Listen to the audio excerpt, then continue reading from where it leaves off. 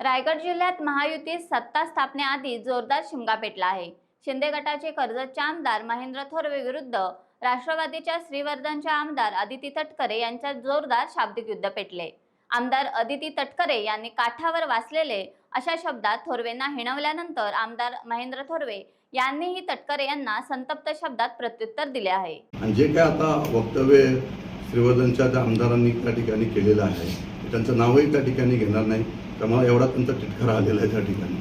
त्यामुळे त्यांनी जे काय वक्तव्य त्या ठिकाणी केलं, मी काठावर पास झालेलो नाही, मी 5700च्या मताधिक्याने निवडून आलेलो आहे। तुमचे आमदार जे निवडून आलेले आहेत ते काठावर पास झालेले आहेत, जे 1100, 1200, 200, 800 मतांनी निवडून आलेले आहेत। हां, परंतु माझं मताधिक्य जे काय घडलेलं आहे, हे मताधिक्य घटवण्याचं काम महायुती या ठिकाणी असताना सुद्धा राष्ट्रवादीने अपक्ष उमेदवार या ठिकाणी दिला गेला आणि त्या ठिकाणी अशा पद्धतीने छुप्या पद्धतीने मला पाडण्याचा प्रयत्न या ठिकाणी केला।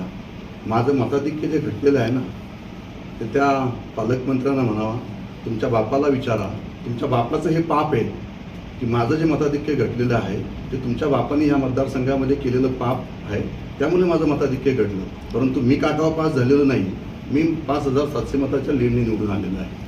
ती कधीच अपेक्षा मी या ठिकाणी वरिष्ठांना सुद्धा कधी व्यक्त केलेली नाही। मी माझ्या कामाला महत्त्व देतोय, मी माझ्या कामातून पुढे जाणार आहे आणि माझी इच्छा अशी आहे की मला माझं काम बघून मला न्याय द्यावा। त्यामुळे मी अजून लहान आहे, म्हणजे राजकीयदृष्ट्या मी असं समजेल की माझी दुसरी टर्म आहे, फर्स्ट टर्म आता झालेली होती, सेकंड टर्मला सुद्धा अजून चांगलं काम करतायत। भरतशेठ गोगावले 4 टर्मचे आमदार आहेत। मी दुसऱ्या टर्मला काम करत असताना, आमदार होत असताना किती दमछाक होते, किती त्रास सहन करावा लागतो हे आम्हाला लक्षात आलं। ते तर 4 वेळा आमदार होत असताना त्यांना किती संघर्ष करावा लागतो हे आमच्या लक्षात आलं की भरतशेठ हेच आमचे वरिष्ठ सिनियर नेते आहेत। त्या ठिकाणी प्रशांतजी ठाकूर साहेब सुद्धा आहेत, हे सुद्धा 4 वेळा आमदार झालेले आहेत। त्यांचं सुद्धा फार संयमी नेतृत्व म्हणून मी त्यांच्याकडे पाहतो। म्हणजे माझ्या जिल्ह्यामध्ये महायुतीमध्ये असे 2 आमदार आहेत की जे 4 वेळा आमदार झालेले आहेत, तर त्यांची वर्णी त्या ठिकाणी लागली पाहिजे। आम्ही तर सर्वसामान्य आमदार म्हणून काम करू, सर्वसामान्य जनतेचा विकास करण्याचा प्रामाणिकपणे प्रयत्न करू।